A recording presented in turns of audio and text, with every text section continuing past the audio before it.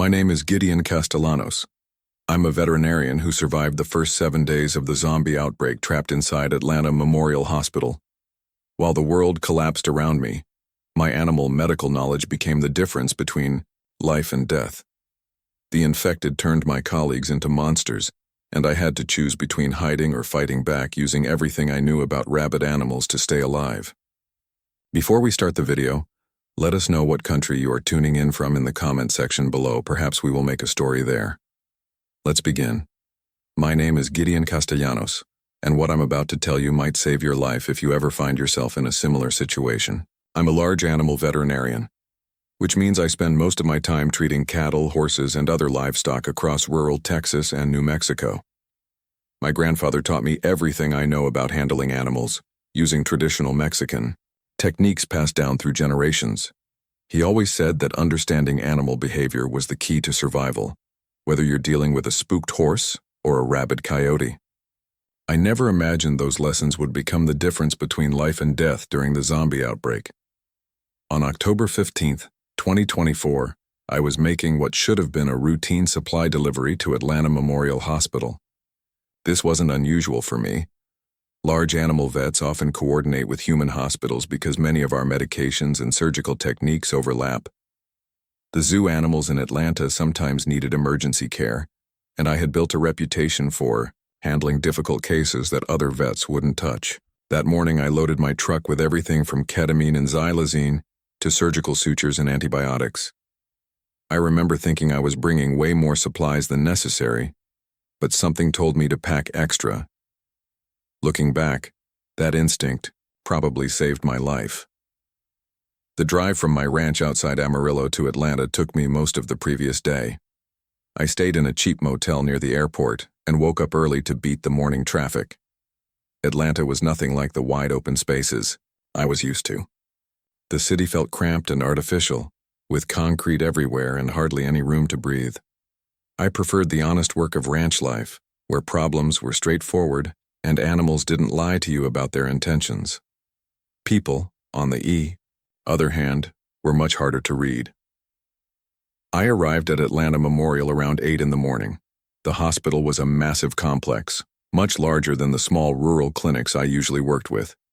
The parking garage alone was bigger than some of the towns I serviced. I found a spot on the 3rd level and grabbed my supply cases from the truck bed. Each case was clearly labeled with veterinary medications that most people wouldn't recognize. Espromazine for sedation, meloxicam for pain relief, and several bottles of injectable antibiotics that could work on both animals and humans if you knew the proper dosages.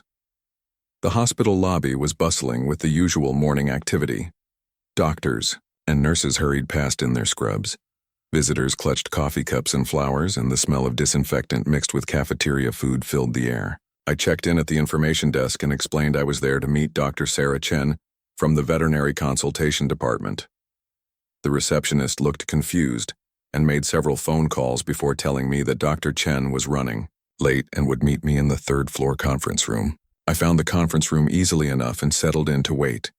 The room had a large window overlooking the city, and I could see the morning rush hour traffic crawling along the interstate. People hurried along the sidewalks below. Everyone focused on their own daily routines.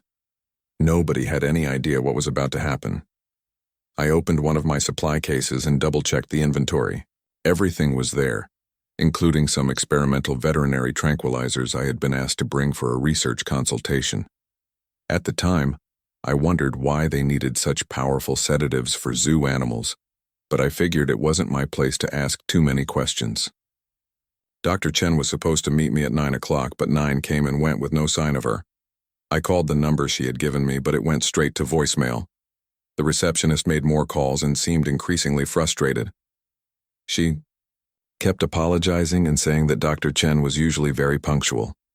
Something about her tone made me uneasy. In my experience, when animals change their normal behavior patterns, it usually means something is wrong. People aren't that different. Around 10:30, I decided to grab some coffee from the cafeteria while I waited. The hospital cafeteria was busy with staff taking their morning breaks. I overheard fragments of conversations about some kind of incident at Emory University, but I didn't pay much attention. Universities always had some kind of drama going on, whether it was student protests or research accidents. I bought a cup of coffee that tasted like it had been sitting in the pot for hours and returned to the conference room. That's when I first saw the news reports. The television in the conference room was tuned to a local news channel, and they were covering what they called a violent outbreak of unknown illness at Emory University's research facility. The reporter looked nervous as she described several people being hospitalized after what appeared to be unprovoked attacks on campus. The footage they showed was shaky and unclear, but it looked like people fighting in ways that didn't make sense. The movements were wrong somehow, too aggressive and desperate. I remember thinking it looked like something out of a bad zombie movie, the kind of cheap horror film my ranch hands would watch on Saturday nights when they had nothing better to do. Real violence doesn't usually look that chaotic and purposeless. Animals fight for territory, food, or mates. There's always a reason, even if humans don't understand it immediately. But what I was seeing on the news seemed random and senseless. The reporter mentioned that several of the attackers had been subdued and taken to local hospitals for treatment. She described their behavior as resembling severe rabies symptoms, which caught my attention immediately. I had dealt with rabid animals many times in my career, and rabies was nothing to take lightly. It affects the brain in ways that make animals unpredictably violent and unable to recognize friend from foe. But rabies in humans was extremely rare, and multiple cases appearing simultaneously would be almost impossible through natural transmission. I tried calling Dr. Chen again, but her phone was still going to voicemail. The receptionist came to the conference room around 11:30 to tell me that they still hadn't been able to reach her, but that her department head was trying to track her down. She seemed genuinely concerned now, not just frustrated. She mentioned that Dr. Chen had missed an important meeting earlier that morning, which was completely unlike her professional reputation. The news coverage was expanding to include reports from other parts of the city. There were incidents at shopping centers, office buildings, and even an elementary school that had been placed on lockdown. The authorities were calling it an outbreak of unknown illness and asking people to avoid the affected areas. They weren't using the word epidemic yet, but I could see the worry in the news anchors' faces. They were trying to stay calm and professional, but their voices had that tight quality that animals get when they sense danger nearby. Around noon, the hospital administrator came over the intercom system and announced that Atlanta Memorial was implementing emergency lockdown procedures as a precautionary measure. All non-essential visitors were asked to leave immediately, and staff were required to remain on site until further notice. The administrator's voice was steady and professional, but I could hear the underlying tension. This wasn't a drill or a routine safety measure. I gathered my supply cases and headed for the lobby, figuring I should leave while I still could. But as I reached the elevator, I realized I had a choice to make. I could leave the hospital and try to drive back to Texas, or I could stay and see if Dr. Chen still needed the veterinary supplies I had brought. Something told me that whatever was happening in Atlanta was bigger than a simple research accident. My grandfather always said to trust your instincts when dealing with dangerous situations, and every instinct I had was telling me that leaving might be more dangerous than staying. The elevator took me down to the lobby, which had transformed from the busy but organized space I had seen that morning. Hospital security guards were stationed at all the exits, checking identification and turning away visitors who didn't have essential business.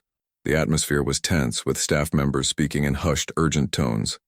I approached one of the security guards and explained my situation. He checked his clipboard and told me that since I was here on official veterinary consultation, I could remain in the hospital if I chose to do so. I decided to stay.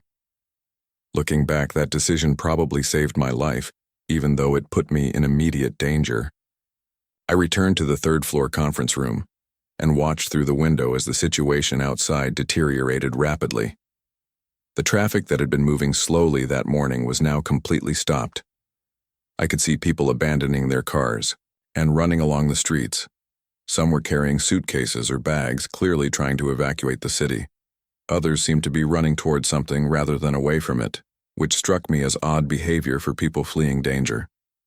The news coverage became more urgent as the afternoon progressed. They were reporting incidents across multiple states now, not just Georgia. The symptoms were consistent: sudden onset of extreme aggression, loss of rational thought, and an apparent compulsion to attack other people through biting. The medical experts they interviewed kept mentioning rabies-like symptoms, but they seemed baffled by how quickly the condition was spreading and how many people were affected simultaneously. I started thinking about the veterinary supplies I had brought with me. If this really was some kind of rabies outbreak, then the medications in my cases might be more valuable than anyone realized. Rabies affects the nervous system in predictable ways, and while there's no cure once symptoms appear, there are ways to manage the condition and protect healthy individuals.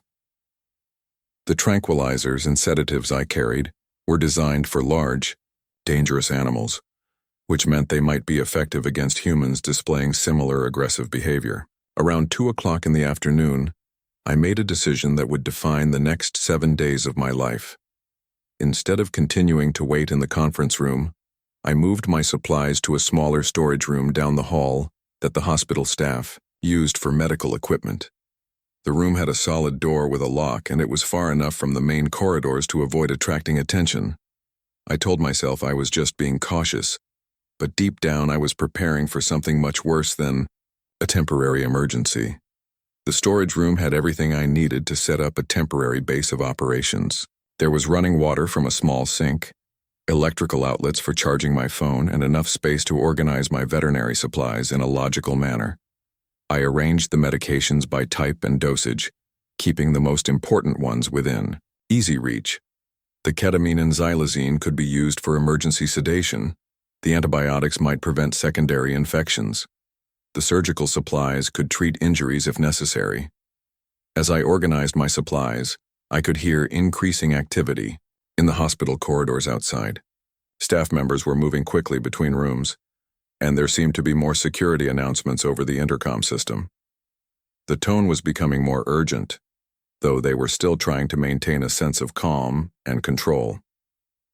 I locked the storage room door and settled in to monitor the situation through my phone and the small television I had found in one of the supply cabinets. The news was getting worse by the hour.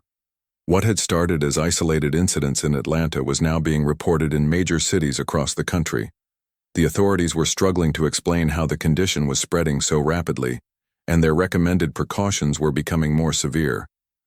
They were telling people to stay indoors, avoid contact with anyone showing symptoms of illness, and report suspicious behavior to law enforcement immediately. By late afternoon, I realized I had made the right decision to stay in the hospital. The reports from outside suggested that the roads were impassable, and that many evacuation routes were blocked by abandoned vehicles and crowds of people. The hospital, despite being in the middle of the chaos, seemed like it might be one of the safer places to ride out whatever was happening. It had security, medical supplies, and trained staff who knew how to handle emergency situations.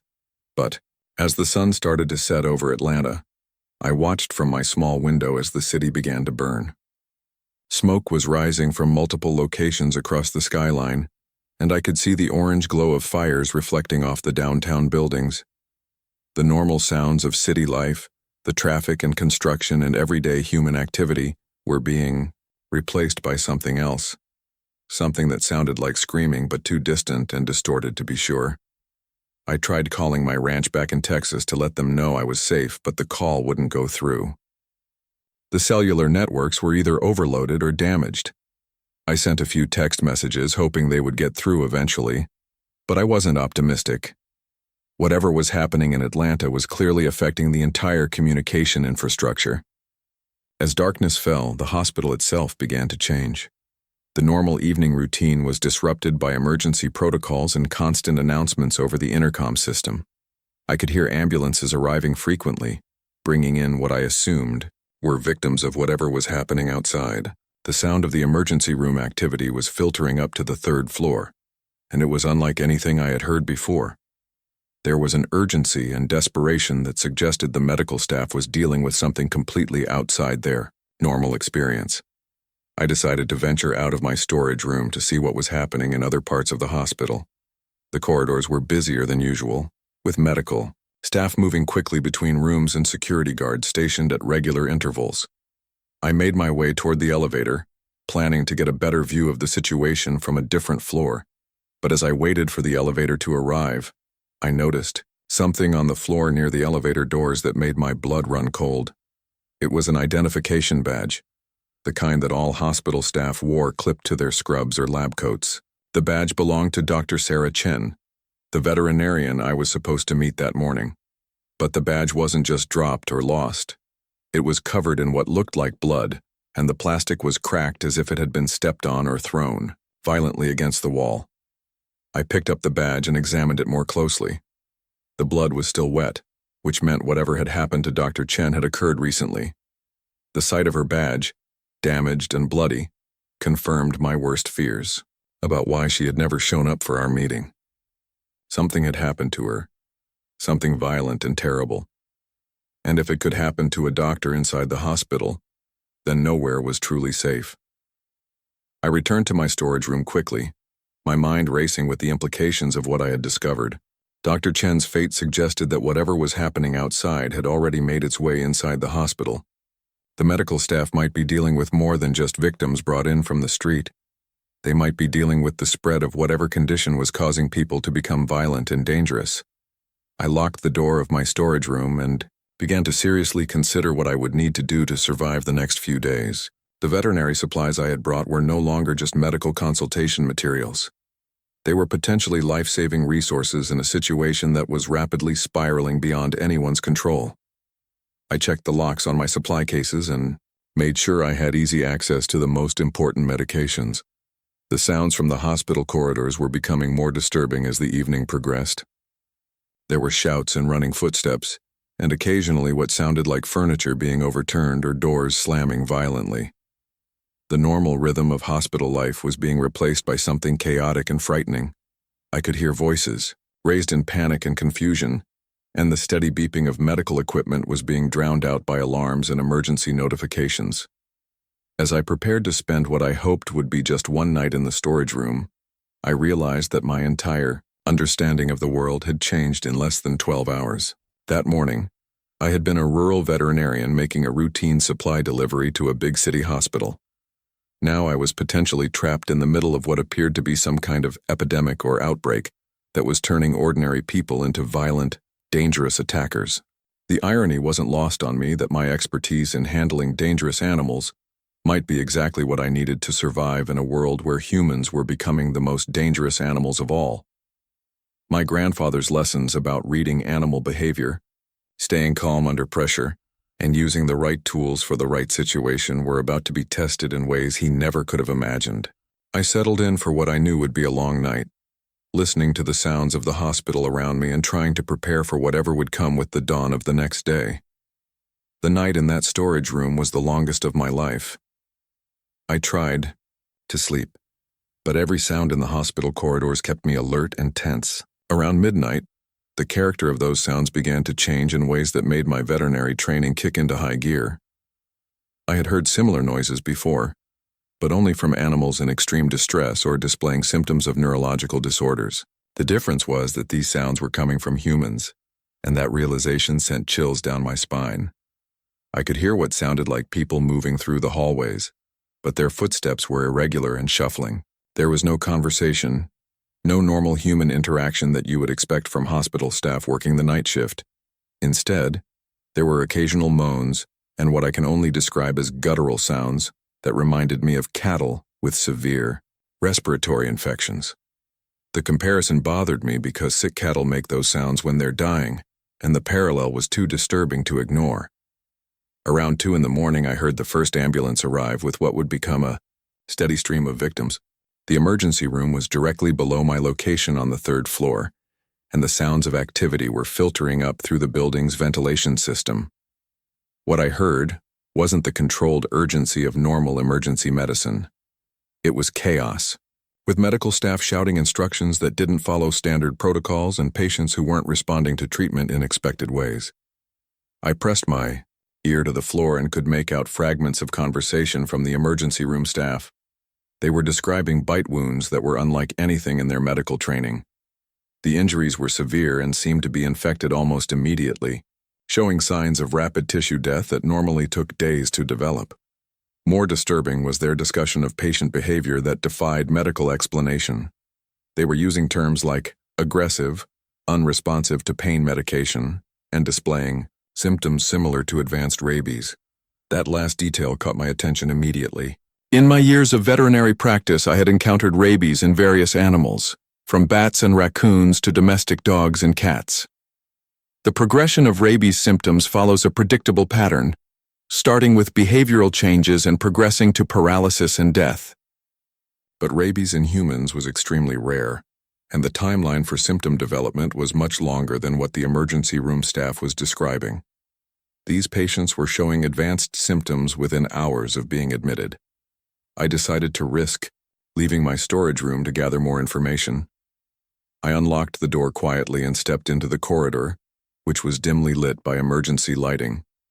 The normal fluorescent bulbs had been turned off, creating an atmosphere that felt more like a haunted house than a medical facility. I could hear activity coming from various patient rooms, but it wasn't the usual sounds of recovery and healing.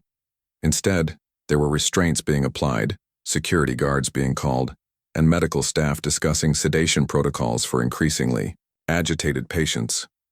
As I moved carefully down the hallway toward the elevator area where I had found Dr. Chen's bloody identification badge, I noticed that several patient room doors were closed and marked with warning signs. The signs indicated isolation protocols for infectious disease, which confirmed my suspicion that whatever was affecting people was spreading from person to person. The fact that the hospital was implementing containment measures suggested that the medical staff understood they were dealing with something contagious and dangerous. I reached the elevator area and found that Dr. Chen's badge was no longer on the floor.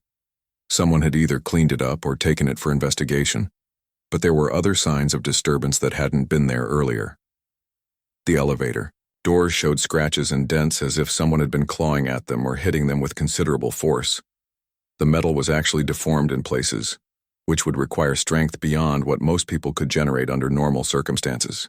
The sight of those damaged elevator doors reminded me of something I had seen years earlier, when dealing with a horse that had developed neurological symptoms from Eastern equine encephalitis. The animal had become incredibly strong and resistant to restraint, showing no regard for its own safety or the safety of others. It had damaged its stall door in similar ways before we were able to sedate it properly. The parallel was unsettling because it suggested that whatever was affecting people was giving them both increased aggression and increased physical strength. I returned to my storage room and began to seriously consider the implications of what I was observing. If this condition was spreading through bite transmission and causing rapid onset of rabies-like symptoms, then the hospital was potentially the worst place to be. Medical facilities would naturally become collection points for infected individuals, concentrating the danger rather than containing it. But leaving the hospital meant going into a city that was clearly in chaos, with no transportation and no clear destination. I decided to stay and monitor the situation while preparing for multiple scenarios. I organized my veterinary supplies more systematically, separating the medications that could be used for sedation from those that might help with infection control. The ketamine and xylazine that I had brought for large animal procedures could potentially be used to subdue aggressive humans if necessary. The antibiotics might help prevent secondary infections in bite victims, though I suspected they would be ineffective against whatever primary agent was causing the neurological symptoms.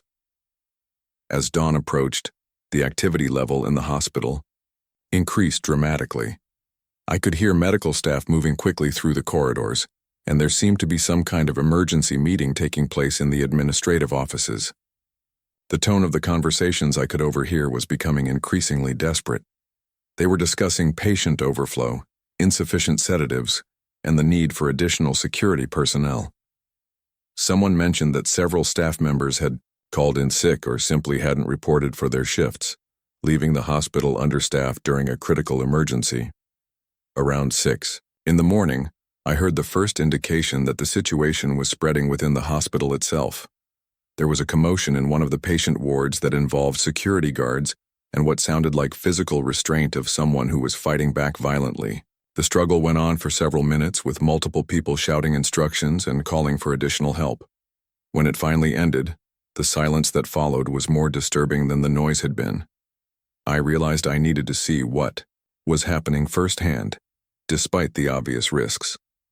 I gathered some of my veterinary supplies, including a syringe loaded with enough ketamine to sedate a large animal, and carefully made my way toward the source of the disturbance. The patient ward was one floor below my storage room, accessible by the same stairwell I had used earlier to avoid the damaged elevators. The stairwell was eerily quiet, with only the hum of the building's ventilation system and the distant sound of activity from other parts of the hospital. As I descended to the second floor, I could smell something that didn't belong in a medical facility. It was the smell of decay and infection, similar to what I had encountered when treating animals with severe wounds that had become gangrenous. The odor was strong enough to make me consider whether I should continue investigating or return to the relative safety of my storage room. I pushed open the door to the second floor corridor and immediately saw evidence of the struggle I had heard earlier. There were overturned medical carts, broken equipment scattered across the floor, and what appeared to be blood spattered on the walls and ceiling.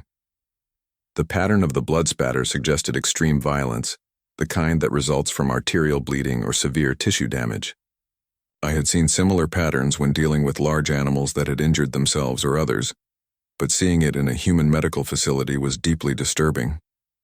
As I moved carefully down the corridor, avoiding the debris and trying not to make noise, I came to a patient room where the door was standing open. Inside, I could see a hospital bed with leather restraints that had been torn and broken. The mattress was soaked with blood and other bodily fluids, and the walls showed impact marks where someone had apparently thrown themselves against them repeatedly. But there was no patient in the room, and no indication of where they might have gone. I continued down the corridor and found similar scenes in several other patient rooms: destroyed restraints, evidence of extreme violence, and missing patients who had somehow escaped despite their injuries and the hospital's security measures. The pattern suggested that whatever was affecting these people was giving them not only increased aggression but also increased strength and apparent immunity to pain. These were characteristics I had observed in animals with certain types of brain infections, but the rapid progression and extreme nature of the symptoms were unlike anything in my veterinary experience. As I reached the end of the corridor, I heard footsteps approaching from the direction I had come. I quickly ducked into an empty patient room and watched through the partially opened door as two security guards walked past, discussing the situation in hushed tones. They were talking about patients who had somehow broken free from restraints that were designed to hold down violent psychiatric patients. They mentioned that several staff members had been injured and that the hospital administration was considering calling in law enforcement or even military assistance. One of the guards mentioned that they had lost track of at least 6 patients who had disappeared from their rooms during the night. These weren't patients who had been discharged or transferred to other facilities. They were individuals who had somehow left their rooms despite being severely injured and supposedly sedated. The guards were conducting a search of the hospital, checking storage rooms, utility closets, and any other spaces where confused or agitated patients might have taken refuge. The implications of what I was hearing were terrifying. If infected patients were loose somewhere in the hospital, then nowhere was safe. They could be hiding in any room, any closet, any space that provided darkness and concealment. And if their behavior was similar to what I had observed in rabid animals, they would be attracted to movement and sound, making them dangerous to anyone who crossed their path. I waited for the security guards to move past my location before carefully making my way back toward the stairwell. But as I approached the stairs, I heard something that made me freeze in place. There was movement in the stairwell itself, the sound of someone or something moving slowly up the steps. The footsteps were irregular and shuffling, exactly like the sounds I had been hearing in the corridors during the night. I pressed myself against the wall next to the stairwell door and listened carefully. Whatever was in the stairwell was moving in my direction, toward the 3rd floor where my storage room was located. The footsteps paused occasionally, as if the person was listening or looking around, but then continued their slow progression upward. I realized that one of the missing patients might be heading directly toward my hiding place. I had to make a quick decision about whether to confront whatever was in the stairwell or find another route back to my storage room. My veterinary training told me that cornering a dangerous animal was often more risky than allowing it to pass, but I also couldn't let it reach the 3rd floor, where it might endanger other hospital staff or discover my supplies. I pulled out the syringe of ketamine I had prepared and positioned myself next to the stairwell door. The footsteps were getting closer, and I could now hear other sounds that confirmed my worst fears. There was heavy breathing that sounded labored and unnatural, occasional moaning similar to what I had heard during the night, and what seemed to be the person talking to themselves in words that weren't quite intelligible. These were all symptoms I had observed in animals with advanced neurological infections, and they indicated that whatever was in the stairwell was no longer functioning as a rational human being. As the footsteps reached the landing just below my floor, I could smell the same odor of decay and infection that I had noticed in the patient ward. It was much stronger now, suggesting that whoever was climbing the stairs was in an advanced stage of whatever condition was affecting the hospital patients.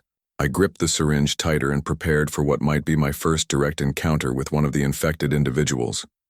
The door to the stairwell began to open slowly, and I could see a hand gripping the door handle.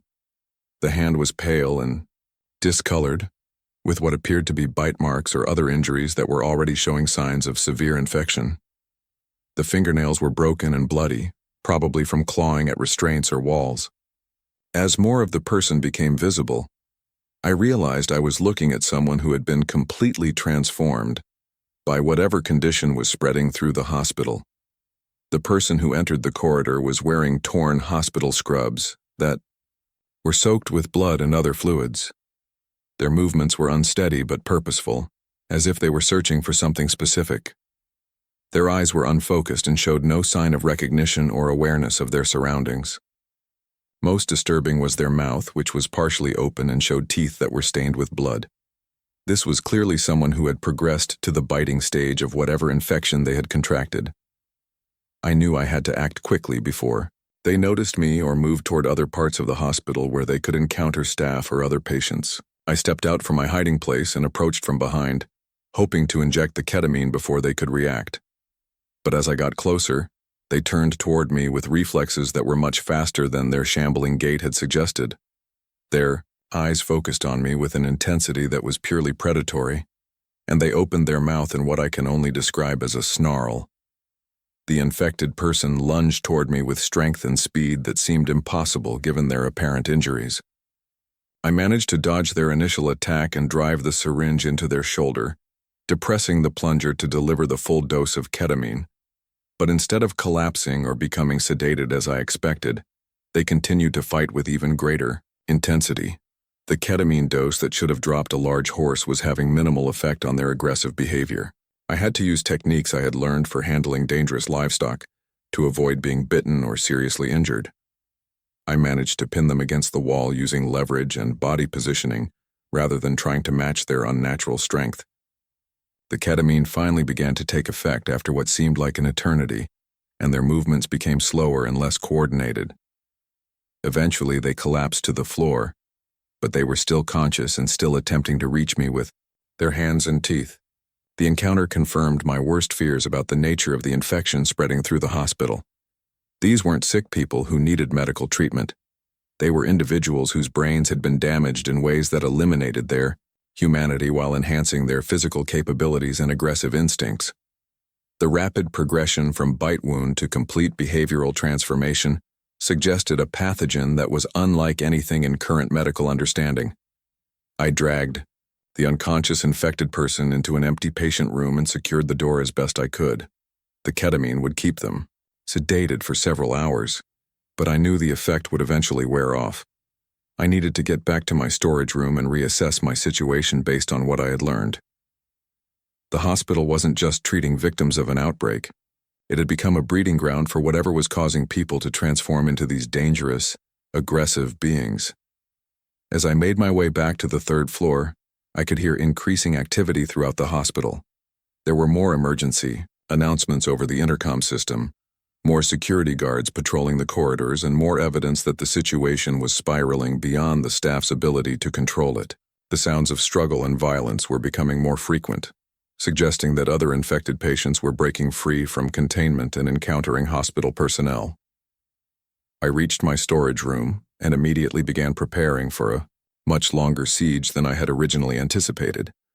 The hospital was no longer a place of healing and safety. It was becoming a battleground between the remaining uninfected staff and an unknown number of transformed patients who were driven by nothing more than the urge to attack and bite other human beings. My veterinary supplies and knowledge of animal behavior had saved my life once, but I knew there would be many more encounters before this crisis was resolved. The third day began with what I initially thought was good news. I woke up in my storage room to the sound of helicopters flying overhead, and my first instinct was relief that help had finally arrived. Through the small window, I could see military aircraft circling the city, and there were loudspeaker announcements that I couldn't quite make out from my location. For a brief moment, I allowed myself to believe that the authorities had gained control of the situation and were beginning evacuation procedures for survivors. But as the morning progressed, I realized that the helicopter activity wasn't following the pattern of a rescue operation. The aircraft were maintaining high altitudes and seemed to be conducting surveillance rather than landing to extract people. The loudspeaker announcements were warnings rather than instructions for evacuation. They were telling people to remain indoors, avoid contact with infected individuals, and wait for further instructions that never seemed to come. The tone was becoming more desperate rather than more organized. I spent the early morning hours monitoring radio broadcasts on a small emergency radio I had found in the hospital supply closet.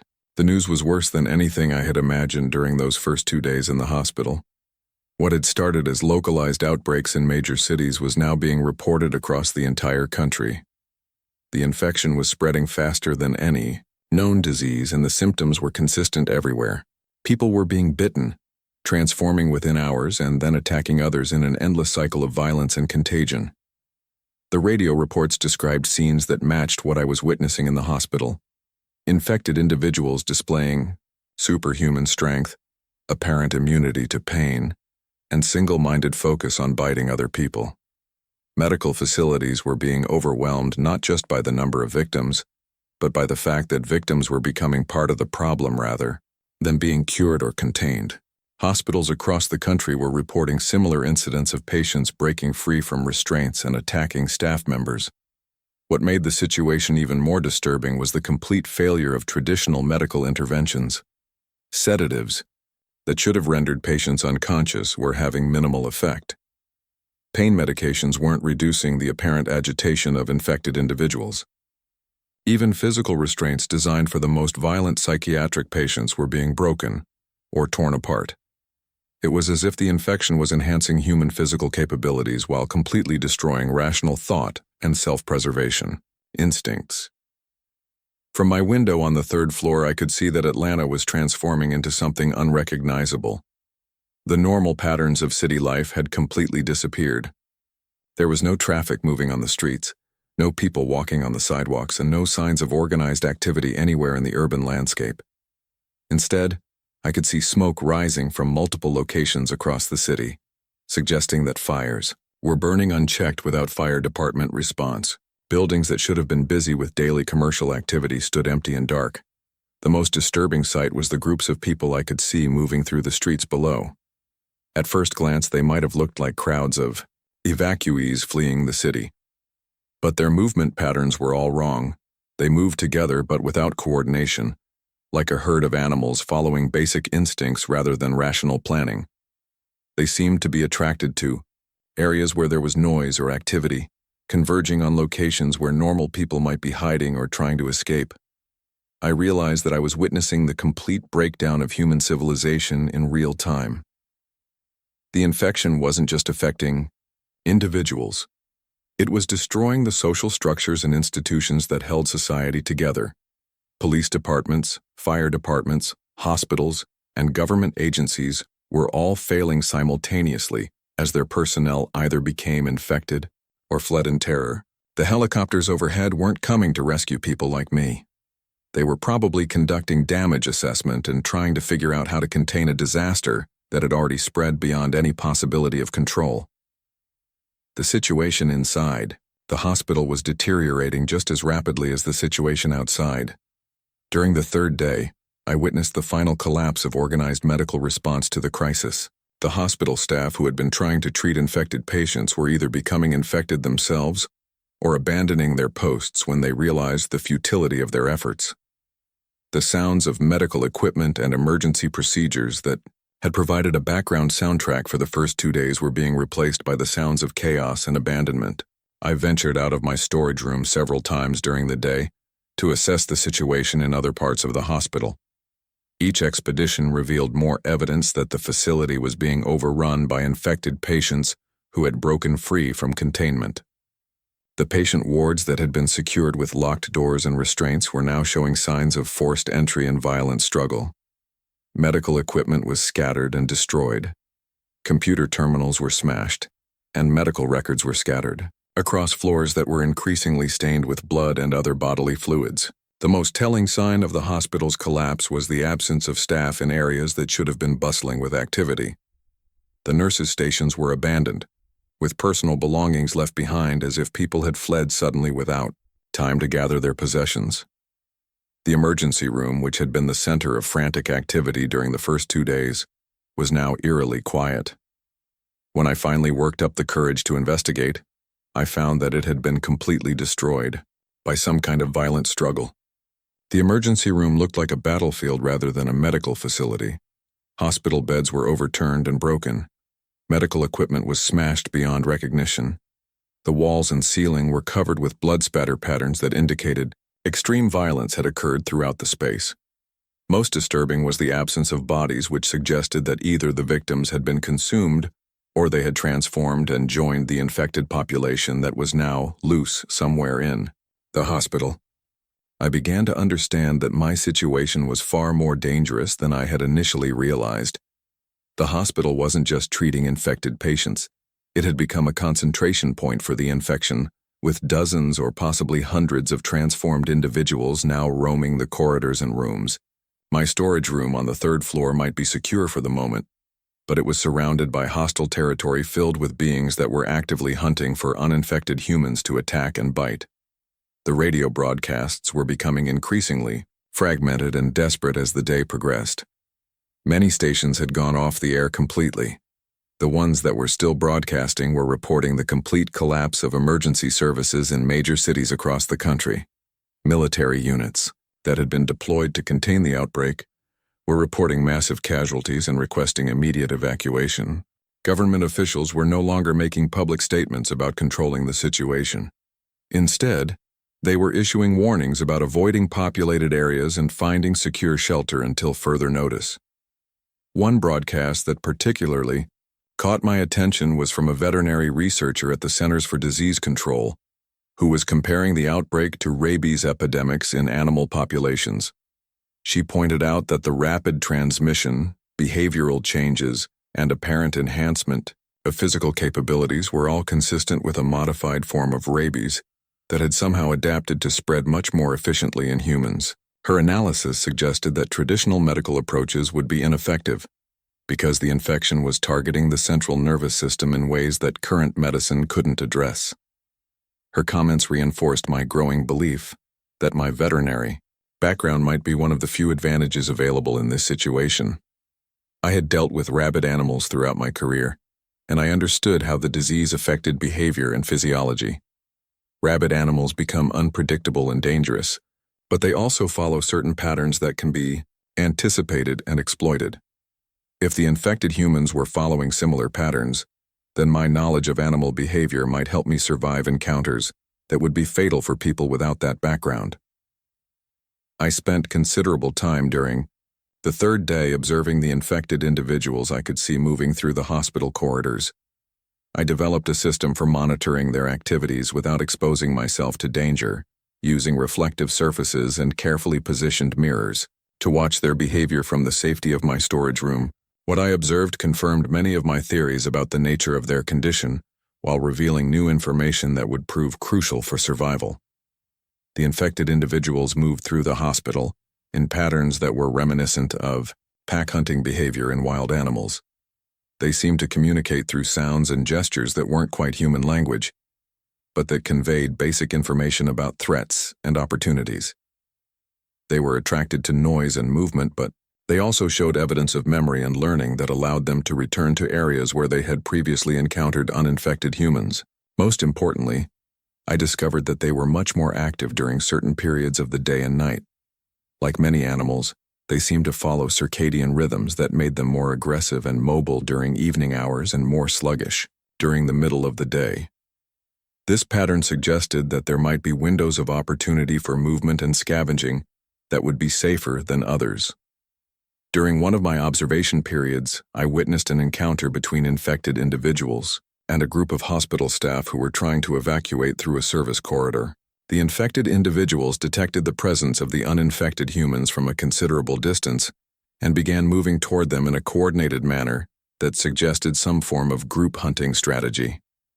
The hospital staff were overwhelmed within minutes, despite being armed with improvised weapons and having the advantage of knowing the hospital layout. The encounter was brutal and swift, confirming that direct confrontation with infected individuals was essentially impossible for normal humans, but it also revealed important information about their capabilities and limitations. They were incredibly strong and apparently immune to pain, but they didn't seem capable of complex problem-solving or tool use.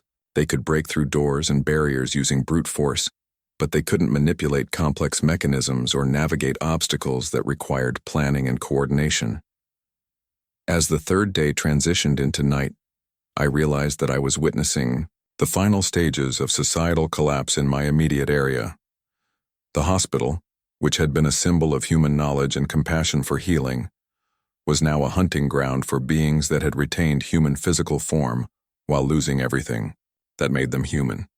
The city outside was burning and abandoned, with no evidence of organized resistance or rescue operations. The radio broadcasts that continued through the night painted a picture of similar collapse occurring simultaneously across the entire country. Major cities were reporting complete breakdown of law and order. Military units were withdrawing from urban areas after suffering massive casualties. Government officials were retreating to secure facilities and essentially abandoning civilian populations to fend for themselves. But the most disturbing development was the reports of the infection spreading to rural areas that had initially seemed safe from the urban chaos. Small towns and farming communities that had been preparing to receive evacuees from the cities were now reporting their own outbreaks. The infection was spreading faster than people could flee from it, creating a situation where there was no longer anywhere truly safe to run. I spent the night of the third day preparing for what I realized might be weeks or months of survival in a completely transformed world. The veterinary supplies I had brought for a simple consultation had become my primary tools for staying alive. The medications that were designed to sedate large animals might be the only effective weapons against infected humans. The antibiotics that were formulated for livestock might be the only treatment for bite wounds that didn't result in transformation. More importantly, my understanding of animal behavior and disease transmission was providing insights that could mean the difference between life and death. I was beginning to see patterns in the infection that medical professionals were missing, because they were thinking in terms of human medicine rather than veterinary medicine. The infected individuals weren't sick humans who needed treatment. They were essentially rabid animals in human form, and they needed to be understood and dealt with using principles of animal management rather than medical intervention.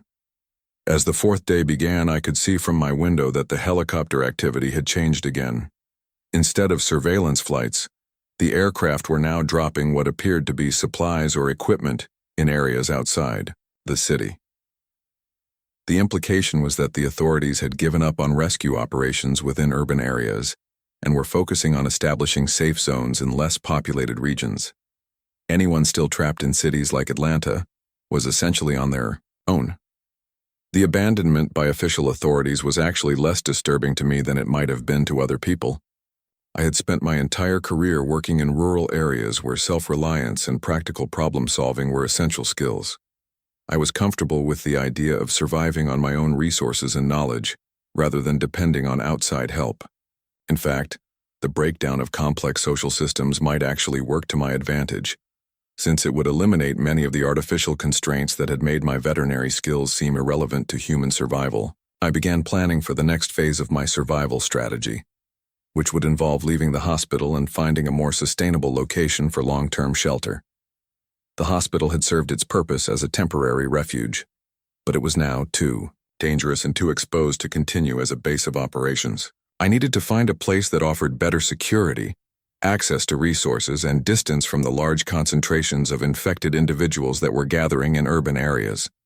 But before I could leave the hospital, I needed to gather as many useful supplies as possible and develop a better understanding of infected behavior patterns that would allow me to travel safely through areas where they were present.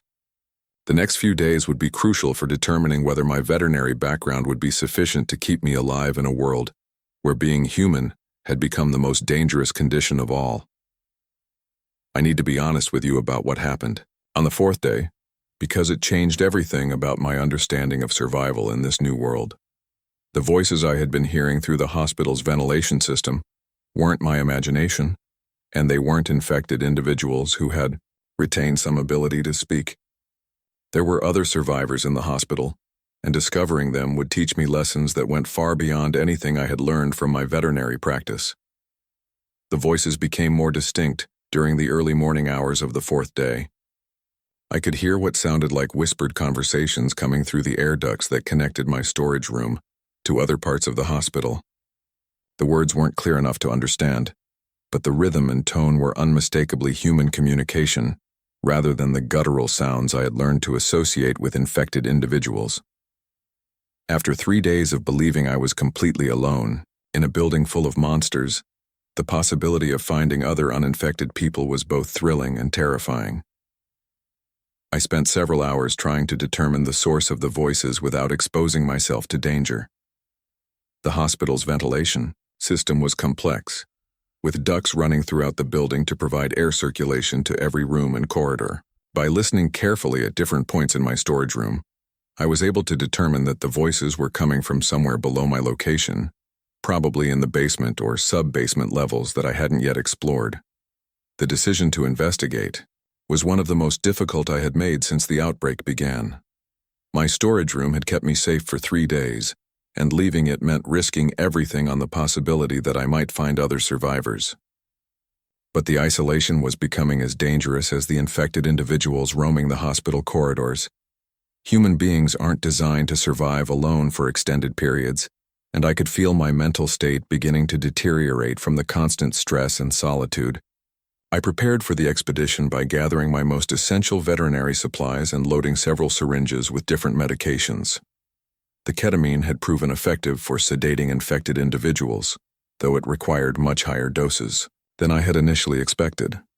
I also brought antibiotics and wound care supplies, anticipating that any survivors I found would likely have injuries that needed treatment. Most importantly, I brought a portable radio that might allow communication with the other survivors if I could get close enough to their location.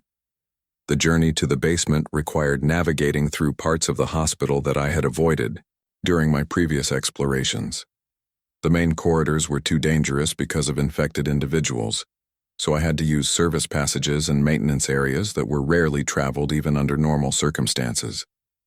The hospital's blueprints, which I had found in an administrative office, showed a network of utility tunnels and service corridors that connected different sections of the building without passing through patient areas. Moving through these hidden passages was like exploring a completely different hospital. The service areas were cramped and poorly lit, with pipes and electrical conduits running along the walls and ceiling. The air was stale and filled with the smell of industrial cleaning chemicals mixed with something else that I was beginning to recognize as the odor of decay and infection. But the passages were also relatively quiet, without the sounds of infected individuals that made the main corridors so dangerous. As I descended toward the basement levels, the voices became clearer and more frequent. I could now make out individual words and phrases, confirming that these were definitely uninfected humans who were trying to communicate quietly to avoid detection. They seemed to be discussing plans for finding food and water, which suggested they had been surviving in the basement for several days and were running low on supplies.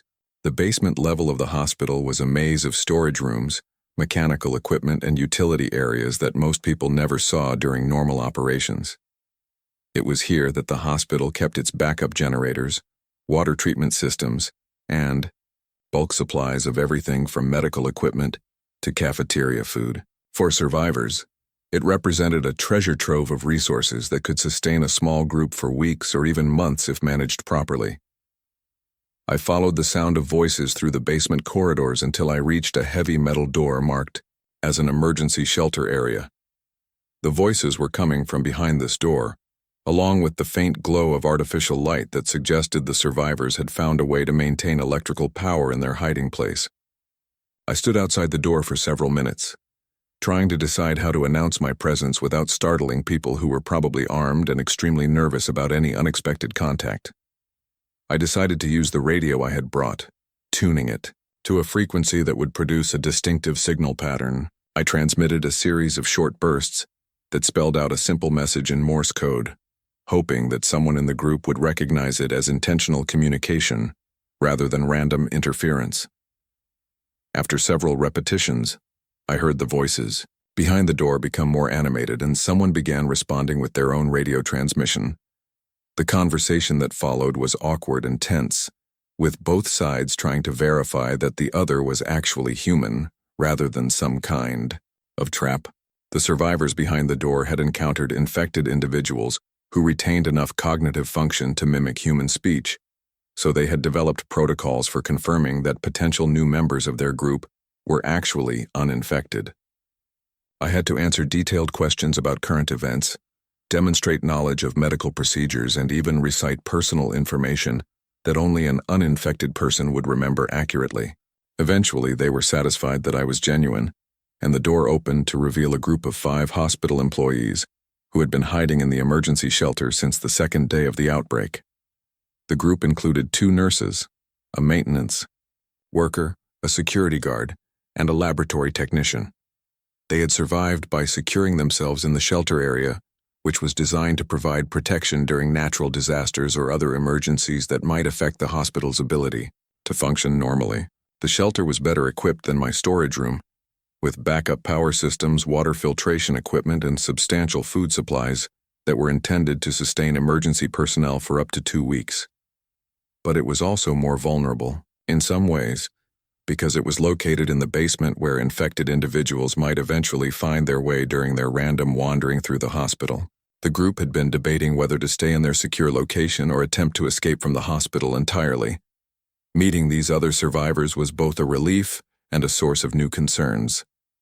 On one hand, I was no longer alone in dealing with the psychological stress of the situation. The group had maintained better morale by supporting each other through the crisis, and they had been able to gather more information about the overall situation by monitoring multiple radio frequencies and maintaining contact with other survivor groups in the city. On the other hand, their survival strategies had been based on hiding and avoiding contact with infected individuals, which wouldn't work for long-term survival. The group's leader was Maria Santos, one of the nurses, who had taken charge because of her medical training and natural leadership abilities.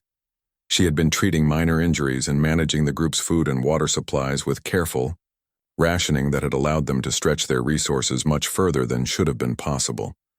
But she was also dealing with the stress of making life and death decisions for people who were depending on her expertise and judgment. The security guard, James Wilson, had been responsible for monitoring the shelter's security systems and maintaining contact with the outside world through radio communications. He had gathered intelligence about the situation in other parts of Atlanta, and his reports confirmed that the collapse of civilization was even more complete than I had realized from my limited observations. Police and fire departments had ceased to function. Military units had withdrawn from the city after suffering massive casualties. Government officials had relocated to secure facilities outside the urban area. Dr. Patricia Kim, the laboratory technician, had been analyzing samples of infected tissue and bodily fluids that the group had collected during their time in the shelter. Her findings supported my theory that the infection was related to rabies, but with modifications that made it much more transmissible and aggressive than any known strain of the virus. She had also discovered that the infection seemed to be evolving, with newer cases showing different symptoms and capabilities than the early victims. The maintenance worker, Robert Chen, had been maintaining the shelter's mechanical systems and exploring the hospital's infrastructure to identify potential escape routes and resource acquisition opportunities. His knowledge of the building's layout and systems had been crucial for the group's survival, But he had also discovered disturbing evidence that infected individuals were beginning to explore the basement levels in search of prey. The final member of the group was Sandra Martinez, a nurse who had been caring for a patient when the outbreak began and had witnessed the transformation process firsthand. Her account of how quickly people changed from normal humans to aggressive predators confirmed my observations about the infection's timeline and effects, but she had also noticed behavioral patterns in infected individuals that suggested they were capable of learning and adaptation over time. After sharing information about our respective experiences and observations, we began planning for the next phase of our survival strategy. The group had been debating whether to remain in the hospital or attempt to escape to a less dangerous location, but they had been unable to reach a consensus about the best course of action. My arrival provided new perspectives and capabilities that might tip the balance toward a more active approach to survival. My veterinary background was immediately valuable to the group because it provided insights into infected behavior that complemented their medical knowledge. I was able to explain why certain approaches to dealing with infected individuals had failed, and I could suggest alternative strategies based on techniques used for managing dangerous animals. The medications I had brought were also welcome additions to their medical supplies, particularly the powerful sedatives that could be used for emergency situations. But the most important contribution I made to the group was a different way of thinking about our situation. The other survivors had been approaching the crisis as a temporary emergency that would eventually be resolved by outside authorities. They were planning for short-term survival until rescue operations could reach them. I had to help them understand that the collapse of civilization was permanent and that our survival depended on adapting to a world where the old rules and institutions no longer existed. This shift in perspective was difficult for the group to accept, particularly for the medical professionals who had dedicated their careers to saving lives and healing people. The idea that infected individuals were no longer human beings who could be cured, but rather dangerous predators that needed to be avoided or neutralized, challenged their fundamental beliefs about their professional obligations. But accepting this reality was essential for developing survival strategies that would actually work in our new environment. We spent the 5th day developing a comprehensive plan for leaving the hospital and establishing a more sustainable base of operations. The plan involved multiple phases, starting with reconnaissance missions to gather intelligence about infected populations in different parts of the building, followed by resource acquisition expeditions to collect essential supplies, and finally, a coordinated escape from the hospital to a location that offered better long-term prospects for survival. The reconnaissance missions revealed that our situation was even more dangerous than we had realized. The infected population in the hospital had grown significantly since the early days of the outbreak, not just from new arrivals but also from hospital staff and patients who had been bitten and transformed. These individuals retained enough memory of the hospital's layout to navigate effectively through areas that might have confused infected people from outside the building. More disturbing was the evidence that infected individuals were beginning to work together in ways that suggested rudimentary social organization. They were hunting in coordinated groups, sharing information about the location of uninfected humans and even setting up what appeared to be ambush positions in areas where survivors might be expected to travel. This level of cooperation was far beyond what I had observed in rabid animals, suggesting that the infection was preserving more cognitive function than we had initially believed. The resource acquisition missions were successful in gathering additional medical supplies, food, and equipment that would be essential for survival outside the hospital, but they also confirmed that time was running out for a safe escape. Infected individuals were becoming more active and aggressive, and they seemed to be systematically searching areas of the hospital that had previously been ignored. It was only a matter of time before they discovered our basement shelter. During one of these missions, we encountered a situation that tested all of our theories about infected behavior and our ability to deal with them safely. A group of 3 infected individuals had cornered a hospital maintenance worker in a supply closet, and we had to decide whether to attempt a rescue or avoid the area entirely. The decision to intervene would prove to be a turning point in our understanding of what it meant to survive in this new world. The rescue operation required coordinating our different skills and knowledge in ways that none of us had attempted before. I used my veterinary expertise to predict how the infected Individuals would respond to different stimuli. Maria and Sandra applied their medical training to provide emergency treatment for the injured maintenance worker. James used his security experience to coordinate our movements and maintain communication. Patricia analyzed the behavior of the infected individuals to gather intelligence about their capabilities.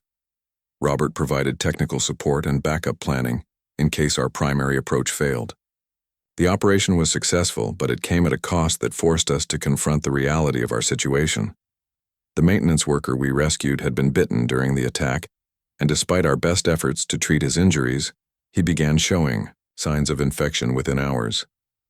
We had to make the devastating decision to isolate him from the group, knowing that he would eventually transform into one of the beings that had attacked him.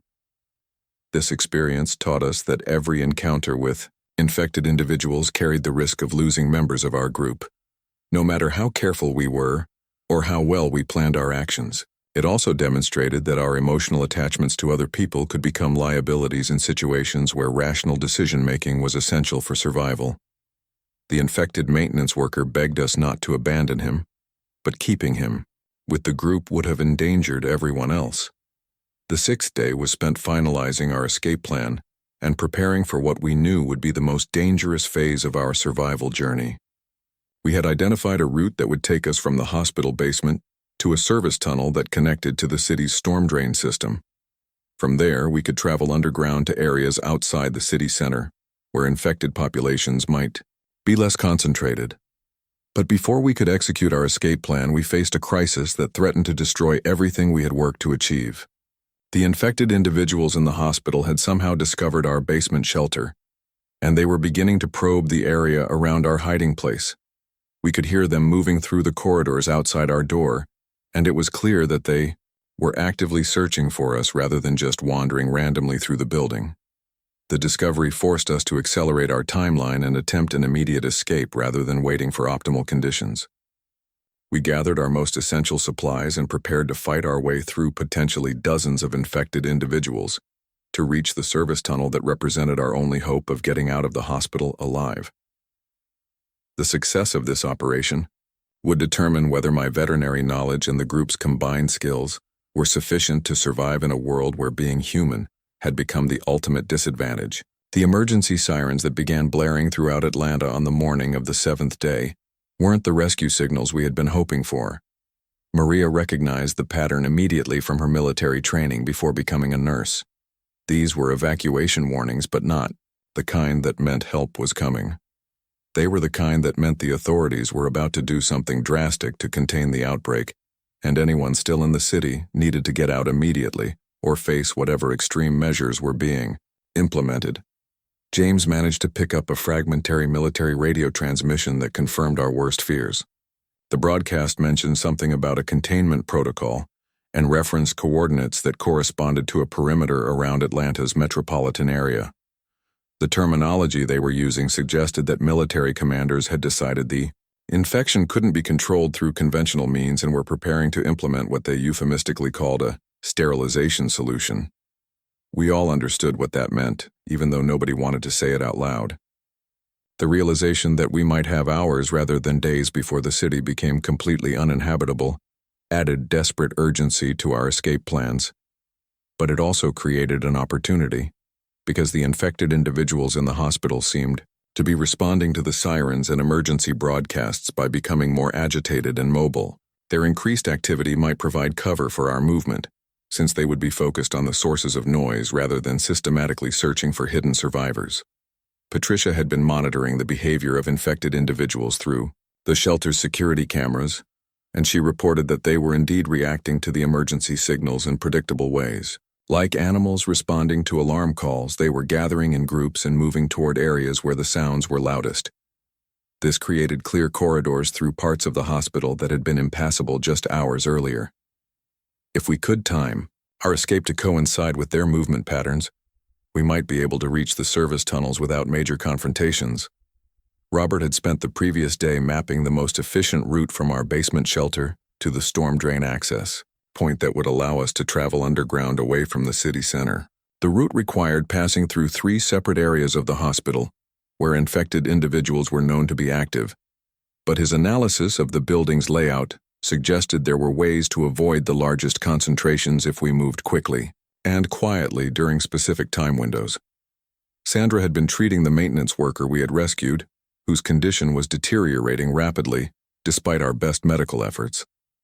The infection was progressing exactly as we had observed in other cases, with the initial bite wound becoming severely infected within hours and neurological symptoms appearing by the second day. We all knew he would have to be left behind when we attempted our escape, and the knowledge that we were essentially abandoning him to die alone was weighing heavily on everyone's morale. The most difficult part of preparing for the escape was deciding what supplies to take and what to leave behind. We had accumulated a substantial cache of medical equipment, food, water, and other resources during our time in the hospital, but we could only carry what was absolutely essential for immediate survival. Everything else would have to be abandoned, including medications and equipment that might be irreplaceable in the world we were entering. I made the decision to prioritize my veterinary supplies over most other resources, because I believed they would be more valuable for long-term survival than conventional medical equipment. The powerful sedatives designed for large animals had already proven effective against infected individuals, and the antibiotics formulated for livestock might be the only treatments available for injuries and infections in areas where human medical facilities had been destroyed. The group agreed with this assessment, though it meant leaving behind supplies that had sentimental or professional significance for the medical staff. Maria took charge of coordinating our movements through the hospital, drawing on her military experience to develop tactical approaches for dealing with different scenarios we might encounter. She established communication protocols, assigned specific roles to each member of the group, and created contingency plans for situations where our primary escape route might be blocked or compromised. Her leadership had been crucial for maintaining group cohesion during our time in the shelter, and it would be even more important during the dangerous journey ahead. The actual escape began just after noon on the 7th day, when our monitoring indicated that most of the infected individuals in our immediate area had moved toward the upper floors of the hospital in response to the continuing emergency broadcasts. We left the shelter in single file, with James leading because of his familiarity with the hospital's security systems, and Robert bringing up the rear because of his knowledge of the building's infrastructure. I stayed in the middle of the group where my veterinary supplies would be protected and where I could quickly respond if we encountered infected individuals. The first part of our journey took us through the hospital's main basement corridor, which connected the emergency shelter to the service areas where the storm drain access was located. The corridor was longer than it had seemed during our planning sessions, and every step felt like it took an eternity. We could hear sounds of activity from other parts of the hospital, including what seemed to be infected individuals moving in large groups through the floors above us. The sounds were disturbing because they suggested a level of coordination and purpose that went beyond simple animal behavior. We encountered our first infected individual about halfway through the corridor, in an area that our reconnaissance had indicated should be clear. The person had been a hospital administrator based on their clothing, but they showed all the signs of advanced infection that we had learned to recognize. They were moving slowly and seemed disoriented, but they immediately detected our presence and began moving toward us with the aggressive intent that characterized all infected individuals. I was able to sedate the infected administrator with a single injection of ketamine before they could alert other infected individuals to our presence.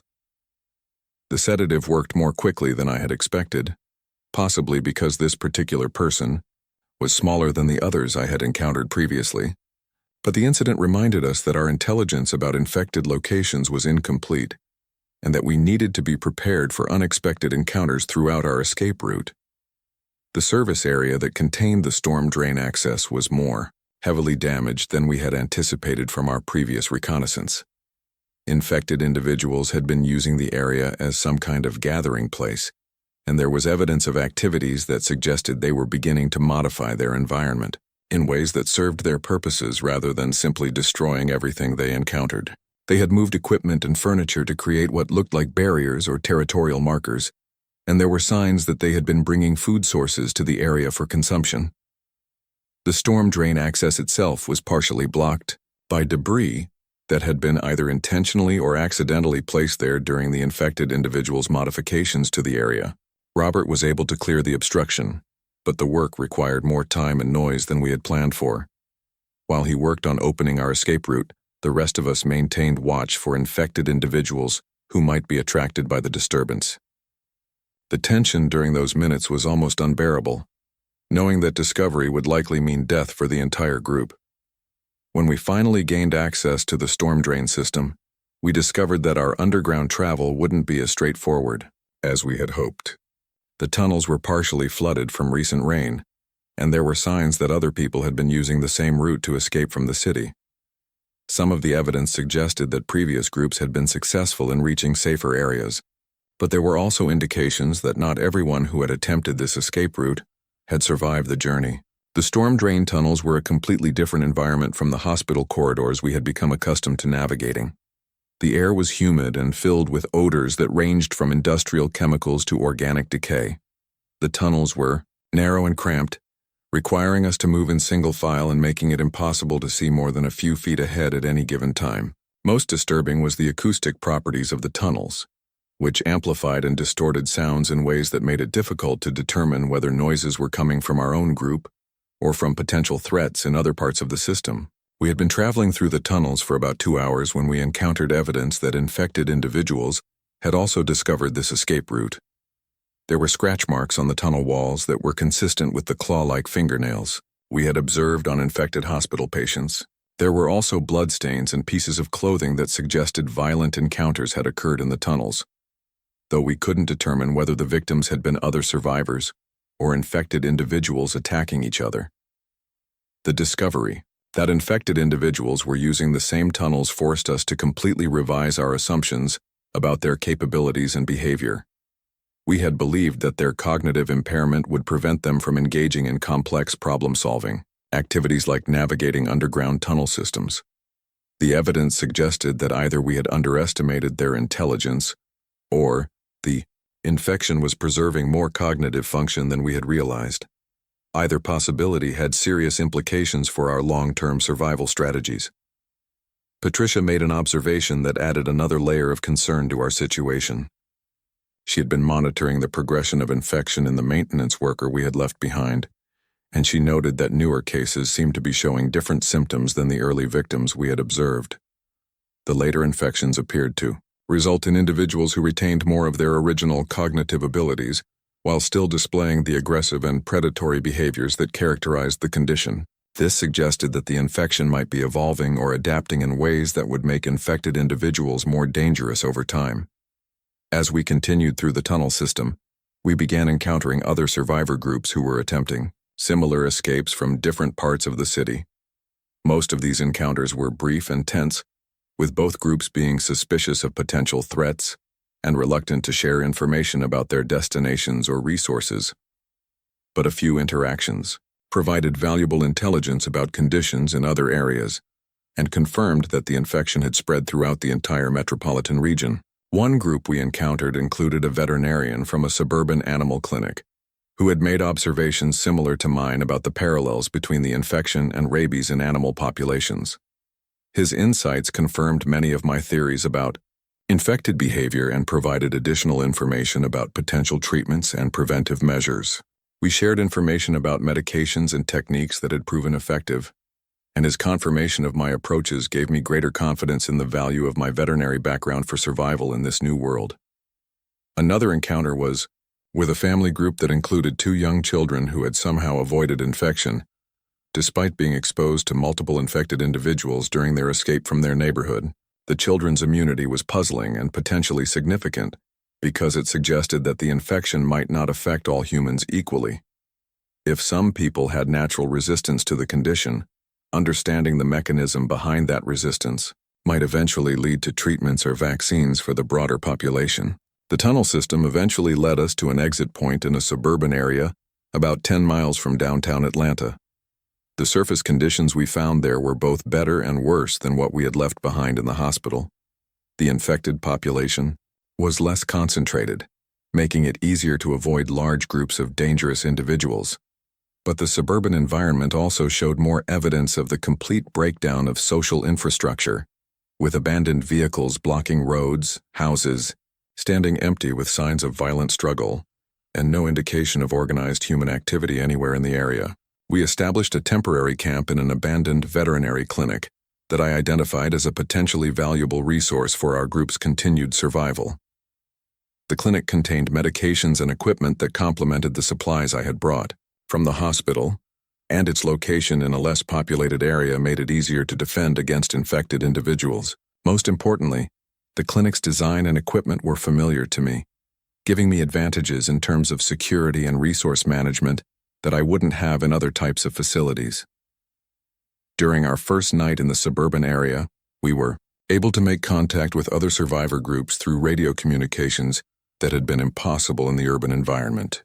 The information we gathered painted a picture of widespread collapse throughout the southeastern United States, but also indicated that some areas were beginning to organize defensive positions and resource-sharing networks that might provide the foundation for rebuilding human civilization. The most encouraging intelligence we received was about rural areas where survivor communities were successfully defending themselves against infected populations and establishing sustainable food production and medical care systems. These communities were actively recruiting people with specialized skills that would be valuable for long-term survival, and veterinary knowledge was specifically mentioned as a high-priority capability. The prospect of joining a community where my background would be valued and where we could contribute to something larger than mere survival was the first genuinely hopeful development since the outbreak began. But the radio communications also contained warnings about military operations that were being conducted in urban areas throughout the region. The containment protocols that had been referenced in the emergency broadcasts were apparently being implemented on schedule, and anyone remaining in major cities after the deadline would be considered an acceptable casualty in the effort to prevent further spread of the infection. The realization that we had escaped from Atlanta just hours before it became a target for sterilization operations emphasized how close we had come to being killed by our own government's response to the crisis. As we prepared for the next phase of our journey toward one of the rural survivor communities, I reflected on how much my understanding of survival had changed during those 7 days in the hospital. My veterinary training had indeed provided crucial advantages for dealing with infected individuals and understanding the nature of the outbreak. But the most important lesson I had learned was that survival in this new world would depend not just on individual skills and knowledge, but on the ability to work effectively with other people who brought different capabilities to the challenges we would face. The group dynamics that had developed during our time in the hospital basement would continue to be essential as we moved toward whatever future was possible in a world where the infrastructure and institutions of modern civilization had been destroyed. Maria's leadership abilities, James's security expertise, Patricia's analytical skills, Robert's technical knowledge, and Sandra's medical training had all contributed to our successful escape. My veterinary background had been valuable, but it was most effective when combined with the complementary skills of the other group members. The veterinary clinic where we had established our temporary base was well stocked with medications and equipment that would be valuable for treating both humans and animals in the rural communities we hoped to join. The antibiotics, surgical supplies, and diagnostic equipment represented resources that would be difficult or impossible to replace once existing stocks were exhausted. More importantly, the clinic contained reference materials and technical manuals that would allow me to expand my capabilities beyond the large animal practice that had been my specialty before the outbreak. As we monitored radio communications and planned our route toward the rural survivor communities, we began to hear reports that gave us hope for the long-term prospects of human survival. Agricultural areas that had been relatively isolated from the initial outbreaks were successfully maintaining food production and beginning to trade surplus crops for manufactured goods and medical supplies. Some communities had established schools and workshops where essential skills were being taught to ensure that critical knowledge wouldn't be lost as the older generation aged. Most encouraging were the reports of research efforts that were being conducted by survivor communities with access to laboratory facilities and trained scientists. These groups were working to understand the infection mechanism and develop potential treatments or vaccines that might eventually allow the reclamation of areas that had been abandoned to infected populations. The progress was slow and the resources were limited, but the fact that systematic scientific research was continuing provided hope that the collapse of civilization might not be permanent. The seventh day ended with our group successfully established, in a secure location with adequate supplies and a clear plan for reaching communities where we could contribute to the rebuilding of human society. My veterinary knowledge had been the key to our survival during the most dangerous phases of our escape, but it would continue to be valuable in the work of creating sustainable communities that could thrive in a world forever changed by the outbreak. The skills I had learned for treating animals would now be applied to helping humans rebuild their world.